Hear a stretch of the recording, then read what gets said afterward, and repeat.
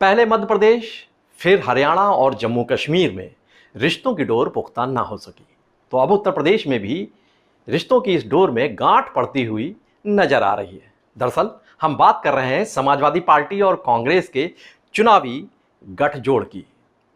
UP विधानसभा की 10 सीटों के उपचुनाव के लिए फिलहाल बात नहीं बन पा रही है, तो दोनों ही दल अपनी अपनी डगर चलकर चुनावी तैयारियों में जुट चुके हैं। नमस्कार, मैं हूं ज्ञानेंद्र शुक्ल। यूपी का ज्ञान में आपका स्वागत है। आज हम चर्चा करेंगे उत्तर प्रदेश में समाजवादी पार्टी और कांग्रेस के गठबंधन की और उससे जुड़े तमाम आयामों और कई पहलुओं की। दरअसल उत्तर प्रदेश की 10 विधानसभा सीटों के लिए उपचुनाव होने जा रहे हैं और ये सीटें हैं करहल, मिल्कीपुर, सीसामऊ, कुंदरकी, गाजियाबाद, फूलपुर, मंझवा, कटेहरी, खैर और मीरापुर। इन सीटों पर उपचुनाव होने हैं। इन पर फिलहाल कांग्रेस और समाजवादी पार्टी में गठबंधन के आसार कमजोर होते नजर आ रहे हैं। बात बनते नहीं दिखाई दे रही है इन दोनों दलों के बीच में। चूंकि उत्तर प्रदेश में कांग्रेस की निगाहें इस वक्त टिकी हुई हैं 2027 के विधानसभा चुनाव पर। हालांकि सभी दलों के लिए बड़े अहम हैं ये विधानसभा चुनाव 2027 के, लेकिन कांग्रेस तो खासतौर से इस पर फोकस किए हुए है। इसीलिए 10 विधानसभा सीटों के उपचुनाव कांग्रेस बड़ा अहम मानकर चल रही है, बड़ा सोच समझकर कदम बढ़ा रही है। गठबंधन में बराबर का पार्टनर बनने की मंशा पाले हुए है कांग्रेस। इसके लिए उसने 50-50 का फार्मूला तैयार किया है, यानी 10 में से 5 विधानसभा सीटों पर जो उपचुनाव होगा उसमें बाहैसियत पार्टनर बनकर चुनाव लड़ने की योजना पर अमल करना चाहती है कांग्रेस। फूलपुर, खैर, गाजियाबाद, मंझवा और मीरापुर, ये वो सीटें हैं, 5 सीटें जिन पर साल 2022 में एनडीए को जीत मिली थी। बीजेपी और उसके सहयोगी दल निषाद पार्टी, रालोद, ये सब जीते थे। इन सीटों पर 5 सीटों पर समाजवादी पार्टी हार गई थी, पिछड़ गई थी। कांग्रेसी रणनीतिकार मानते हैं कि अगर इन 5 सीटों पर उसको मौका मिल जाता है, गठबंधन में ये मिल जाती हैं सीटें, तो फिर साल 2027 का विधानसभा चुनाव जब होगा उससे पहले बराबरी का दावा उसका पुख्ता हो जाएगा।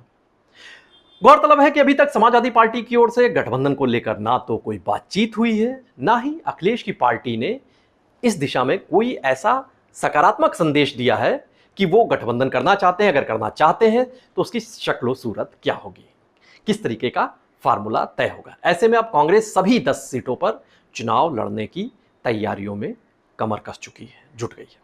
इन सभी सीटों पर कांग्रेस ने प्रभारी और पर्यवेक्षक भी नियुक्त कर दिए हैं। वार रूम प्रभारी तक तैनात किए जा चुके हैं। बाकायदा कार्यकर्ता सम्मेलन और जनसभाओं की रूपरेखा भी तय की जा चुकी है कांग्रेस की तरफ से।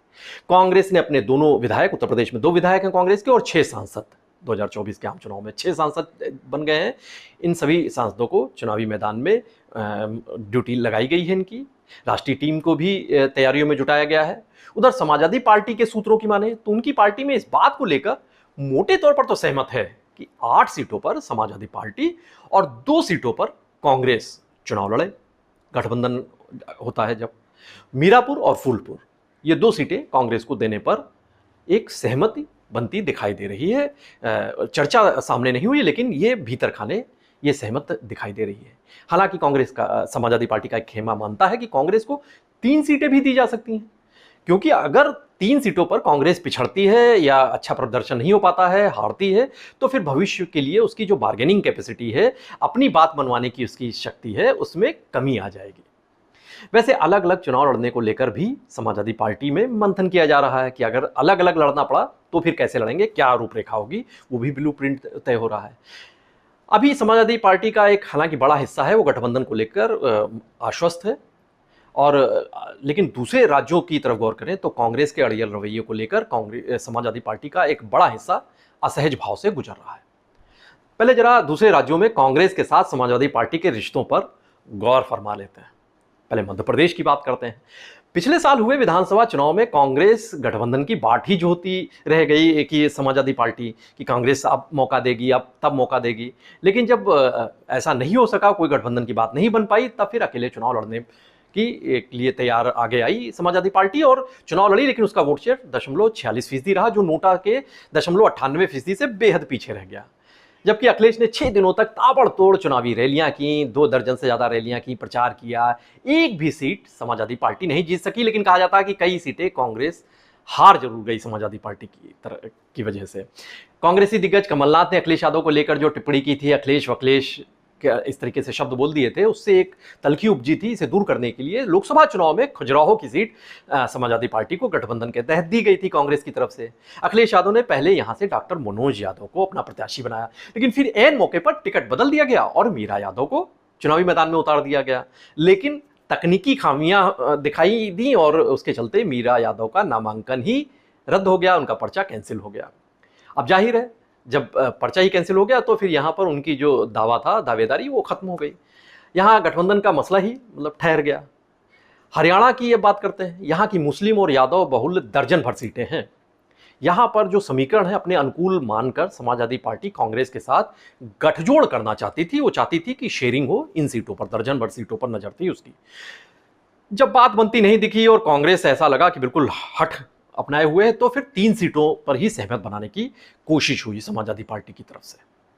हरियाणा में समाजवादी पार्टी के प्रदेश अध्यक्ष सुरेंद्र सिंह भाटी, पूर्व एमएलसी संजय लाठर उत्तर प्रदेश के, राव विजेंदर, इनकी कमेटी एक बनाई गई समाजवादी पार्टी की तरफ से। और इस कमेटी ने सुझाव दिया कि पलवल की हठीन, चरखी दादरी की दादरी और गुड़गांव की सोहना, ये विधानसभा सीटें समाजवादी पार्टी को दी जाए गठबंधन के तहत। इन कम से कम 3 सीटों पर हरियाणा में चुनाव लड़े। लेकिन कांग्रेस ने जब प्रत्याशियों की फहरिस्त जारी की तो उसमें समाजवादी पार्टी के लिए कोई सीट ही नहीं छोड़ी, कोई मौका नहीं दिया। अब महाराष्ट्र की तरफ चलते हैं। यहां भी कांग्रेस से हरी झंडी समाजवादी पार्टी को नहीं मिल पाई, तो फिर पार्टी एकला चलो की राह पर चल निकली। समाजवादी पार्टी के महाराष्ट्र यूनिट ने दर्जन भर सीटों पर अपने प्रत्याशी तय भी कर दिए हैं। यूपी विधानसभा के नेता प्रतिपक्ष माता प्रसाद पांडे हैं, विधायक इंद्रजीत सरोज, तूफानी सरोज और लकी यादव, इन लोगों को मौका दिया गया। इनको महाराष्ट्र का चुनावी प्रभारी बनाया गया और ये लगातार दौरे कर रहे हैं और वहाँ पर जो उत्तर भारतीय हैं महाराष्ट्र में, मुंबई में खासतौर से, उन पर फोकस किए हुए हैं, उनसे मुलाकात कर रहे हैं और तैयारियों में जुटे हुए हैं। जम्मू कश्मीर की बात करें, वहाँ पर भी कांग्रेस संग गठबंधन की कोशिशें की गई शुरुआती दौर में, लेकिन परवान ना चढ़ सकी, तो 20 सीटों पर समाजवादी पार्टी ने अपने प्रत्याशी उतार दिए। यहाँ पर अब कांग्रेस और समाजवादी पार्टी कई सीटों पर आमने सामने आ चुके हैं। साल 2017 की बात करते हैं। उत्तर प्रदेश में विधानसभा चुनाव हो रहे थे। तब 2 लड़कों की, यानी अखिलेश राहुल की जोड़ी की खूब चर्चा हुई। ये एक साथ आए, लेकिन ये जो गठबंधन था वो कारगर नहीं रहा। चुनाव खत्म हुआ, नतीजे भी अच्छे नहीं आए और ये गठबंधन टूट गया। दोस्ती की ये जो सिलसिला था ये थम गया। 2024 में फिर से आपस में दोस्ती हुई, गठबंधन हुआ, लेकिन इस बार चौंकाने वाली कामयाबी हासिल हुई। इस गठजोड़ को उत्तर प्रदेश में 43 सीटों पर जीत मिली। कांग्रेस, जिसका खाता नहीं खुल पा रहा था, बड़ा दिक्कत आ रही थी, 1 सीट जीती थी सिर्फ, उसको 6 उसके सांसद जीत गए। अब कांग्रेस 50-50 का जो फार्मूला बता रही है, समाजवादी पार्टी उससे सहमत नहीं दिखाई दे रही है। उसका एक बड़ा हिस्सा समाजवादी पार्टी का इसे अतार्किक मानता है। कहता है कि कांग्रेस एमपी हरियाणा में जब कहती है कि समाजवादी पार्टी का कोई जनाधार नहीं है और ये इसको कहकर इस दावे के साथ सीट शेयरिंग से कतरा जाती है, तो सपाई खेमा फिर उत्तर प्रदेश की तरफ देखेगा और यहाँ तो कांग्रेस का जनाधार नहीं है, तो फिर रेसिप्रोसिटी अगर दिखाई देगी तो कांग्रेस फिर दूसरे राज्यों वाली दलील तो यहाँ लागू होगी, तो फिर कांग्रेस का भी यहाँ पर जो दावेदारी है वो कमजोर हो जाएगी। सपाई खेमे के ज्यादातर हालांकि लोग मानते हैं कि राहुल और अखिलेश यादव एक साथ बैठेंगे, बातचीत करेंगे, तो गठबंधन के जो तमाम पेच उलझे हुए दिखाई दे रहे हैं ये सुलझ जाएंगे। वैसे सियासी विश्लेषक मानते हैं कि अपनी पार्टी को राष्ट्रीय दर्जा दिलाने की भरपूर मशक्कत कर रहे हैं अखिलेश यादव। उत्तर प्रदेश में सबसे बड़े दल के तौर पर और देश में तीसरे सबसे बड़े दल के तौर पर सामने आ चुके हैं। लेकिन वो ये जानते हैं कि राष्ट्रीय पार्टी का जो दर्जा दिलाने का सपना है वो कांग्रेस के बिना पूरा नहीं होगा। इसीलिए कई राज्यों में ठुकराए जाने के बाद भी कांग्रेस को लेकर तल्खी जताने से वो सीधे तौर से बचते हैं। महाभारत के कर्ण का उदाहरण देकर त्याग करने की भी बात करते हैं अखिलेश यादव। सियासत में दरअसल कई बार अपने मन की भड़ास को अच्छे शब्दों के जरिए छिपा लेना भी एक कला होती है और ये कारगर भी साबित होता है जब दूरगामी सोच हो और रिश्तों को आगे तक ले जाना हो। शायद अखिलेश यादव इसी सोच को अपने जहन में रखकर वो कांग्रेस को लेकर तल्ख भी नहीं हो रहे हैं और कदम बड़े सधे अंदाज में, नपे तुले अंदाज में बढ़ा रहे हैं। उनकी पूरी कोशिश है कि अगर बात ना भी बनने पाए तो भी रिश्ते ऐसे ना बिगड़े कि आने वाले दिनों में जब गठजोड़ होने की संभावनाएं तेज हों, जरूरत बने, तब बात ना बन पाए। उत्तर प्रदेश की तमाम बड़ी और अहम खबरों के लिए आप बने रहिए पीटीसी न्यूज़ उत्तर प्रदेश के साथ। नमस्कार।